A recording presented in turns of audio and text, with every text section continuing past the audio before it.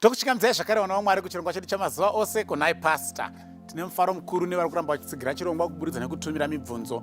Vasati vatumira mibvunzo yavo asi muinayo mibvunzo, tumirai, tinobatsirana kupindura mibvunzo iyoyo. Regai tiverenge mubvunzo wanhasi wabvunzwa panapa.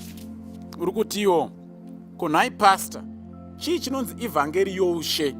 Kune here dzimwe ivhangeri dzisiri dzoushe? Chii chinonzi ivhangeri youshe? Ndoda kudai kuti munhu uyu akaverenga kuna Mateo 24 vhesi ya 14. Ndo panonzi ipo naJesu, and this gospel of the kingdom will be preached in all the world as a witness to all the nations, and then the end will come. Pane imwe vhesi yakafanana na iyoyo futi iri kuna zvakazarurwa chapter 14 vhesi ya 6 na 7. Then I saw another angel flying in the midst of heaven, having the everlasting gospel to preach to those who dwell on the earth, to every nation, tribe, tongue and people. Saka kuna Mateo, Jesu Kristo mbuna ari kuti this gospel of the kingdom shall be preached to the whole world. This gospel of the kingdom. Now, mitauro mizhinji handifi kuti kune mitauro usina anonzi ma-article.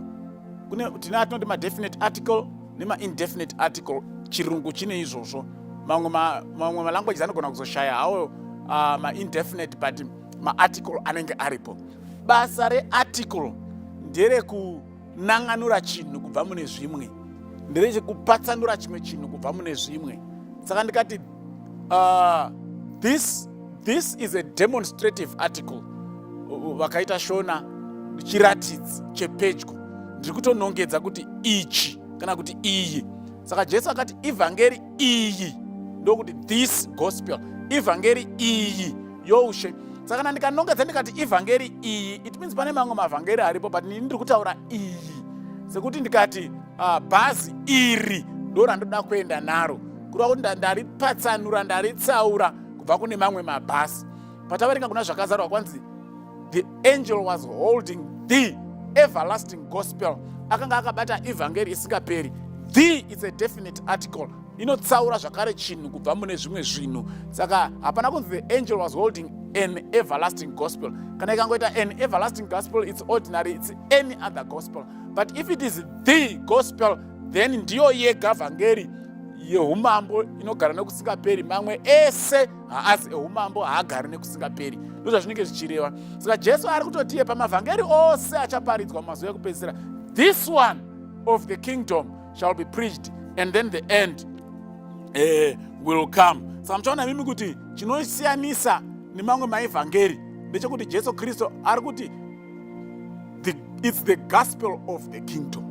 Kunoreva kuti mamwe mavhangeri achaparidzwawo anenge asiri mavhangeri eumambo, ndeekukwidziridza mazita evanhu, ndeyekuti vanhu vazviitire mbiri, ndeyekuti vanhu vaite mari, but vhangeri raMwari rinosimudzira Mwari, richiisa Mwari panzvimbo yake nekudzidzisa vanhu kuti vazive zvinodiwa naMwari is the gospel of the kingdom.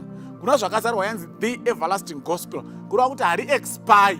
Kune mavhangeri akawanda atakambonzwa akaparidzwa kare, amwe achainzi kudenga kwasara dhiramu 1 remvura nespunu, zvakaparidzwa kuma-80s, nanhasi hazvichaparidzwi because zvino expire, hazvisi based on the biblical truth. But the everlasting gospel, the true gospel, the gospel of the kingdom, it lives forever. It does not change because God does not change. Number one. Number two, anzi kuna zvakazarurwa akadanidzira akati fear God because the hour of his judgment has come. Saka the everlasting gospel, the gospel of the kingdom, is a kingdom which warns people kuti kune rutongo rurikuitwa kudenga. It warns people about judgment.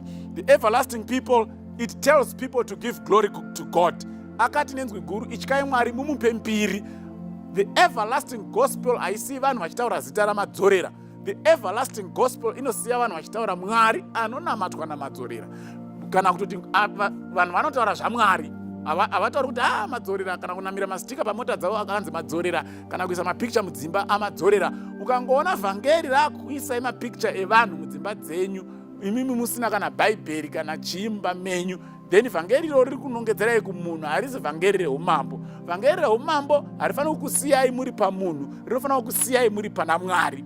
Ndo zvinosiyanisa vhangeri reumambo nemamwe mavhangeri. Mukaenda pana zvakazarwa nobva rati akati mumwe mutumwa akateera achiti aiparidza evhangeri yeumambo, musanamate chikara nemufananidzo wacho.